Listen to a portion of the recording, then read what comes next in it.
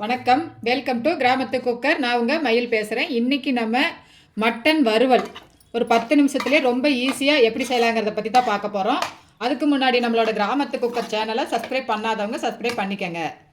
இப்போ வாங்க வீடியோக்குள்ளே போகலாம்.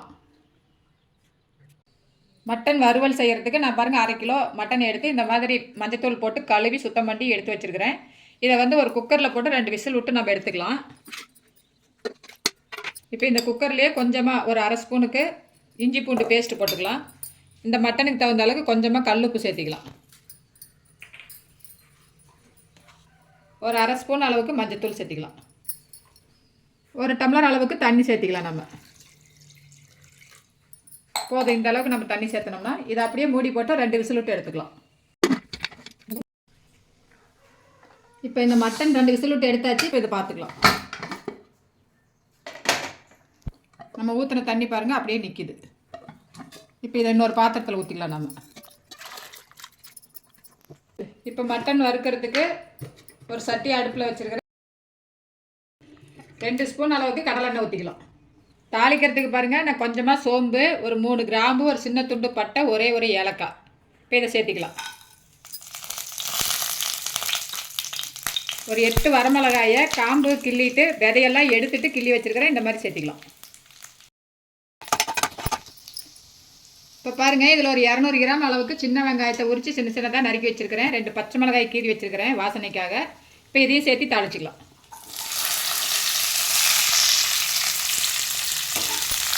வெங்காயம் நல்லா கண்ணாடி பதத்துக்கு வதக்கிக்கலாம்.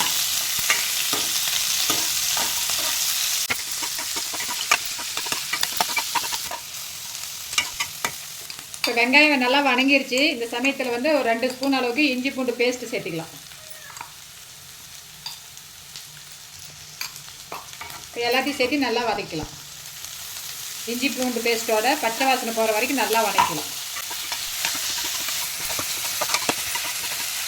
இப்போ பாருங்கள், இஞ்சி பூண்டு பேஸ்ட்டோடு சேர்த்து இந்த வெங்காயம் மிளகாய் எல்லாமே நல்லா வதங்கி வந்துருச்சு. இப்போ நம்ம வேக வச்சு எடுத்து வச்சுருக்கிற இந்த மட்டனை சேர்த்திக்கலாம். இந்த தண்ணியோடையே சேர்த்திக்கலாம். அப்படியே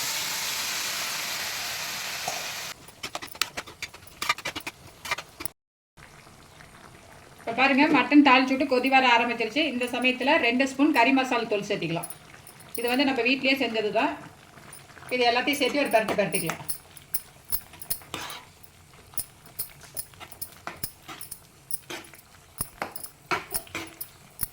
கறியில் ஏற்கனவே நம்ம மஞ்சள் போட்டிருக்கிறோம், அதனால் கொஞ்சமாக மஞ்சள் சேர்த்திக்கலாம்.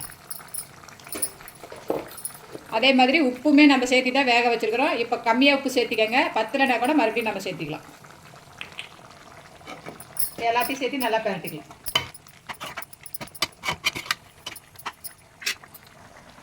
இப்போ கொதிக்குது பாருங்கள். இப்போ நம்ம மூடி வைக்கலாம். தண்ணி நல்லா சுண்டி வர வரைக்கும் வேக வைக்கலாம்.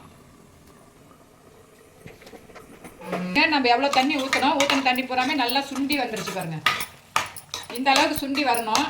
இதுக்கு மேலே நம்ம அடுப்பு அதிகமாக வைக்க தேவையில்லை. அடுப்பை நல்லாவே கம்மி பண்ணி விட்டுட்டு ஒரு 2 நிமிஷம் மட்டும் அப்படியே வச்சுருக்கலாம் சிம்மிலேயே. அது வரைக்கும் நான் மூடி வைக்கிறேன். இப்போ பாருங்கள், 2 நிமிஷம் ஆயிடுச்சு. இன்னுமே நல்லா வரன்னு சுண்டிடுச்சு பாருங்கள். அவ்வளோதான், போதும்.